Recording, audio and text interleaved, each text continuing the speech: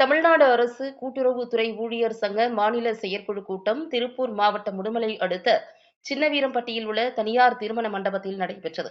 இந்நிகழ்விற்கு மாநில தலைவர் பாலகிருஷ்ணன் தலைமை வகித்தார்.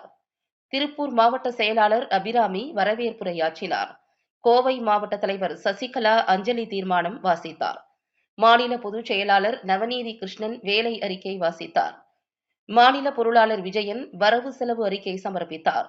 மாநில துணைத் தலைவர் அம்சராஜ், மாவட்ட தலைவர் ராணி, மாவட்ட செயலாளர் பாலசுப்ரமணியம், மாவட்ட தலைவர் ஜெகநாதன் ஆகியோர் வாழ்த்துரை வழங்கினர். அதைத் தொடர்ந்து தீர்மானங்கள் முன்மொழியப்பட்டன.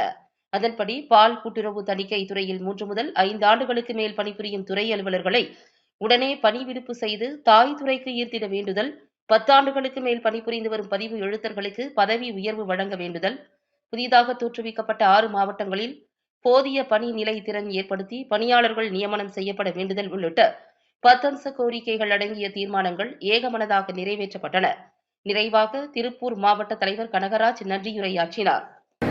தமிழ்நாடு அரசு கூட்டுறவுத்துறை ஊழியர் சங்கத்தின் மாநில செயற்குழு கூட்டம் இன்று உடுமலைப்பேட்டையில் நடந்து கொண்டிருக்கிறது.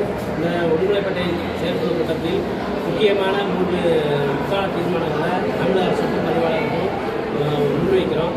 மொத்தம் 15 கோரிக்கை இருந்தாலும் இந்த முதல் 3 கோரிக்கைகளை உடனே நிறைவேற்ற வேண்டும் என்று இதன் மூலமாக பதிவாளரை தமிழக அரசு வலியுறுத்துகிறோம். முதல் கோரிக்கை, முதல்வர் மருந்தகத்தில் போதுமான மருந்துகள் இருப்பு வைத்து அந்த பகுதிக்கு தேவையான மருந்துகளை இருப்பு வைத்துக் கொண்டு விற்பனை அதிகரிக்க கள அலுவலர்களுக்கு அழுத்தம் கொடுக்க வேண்டும்.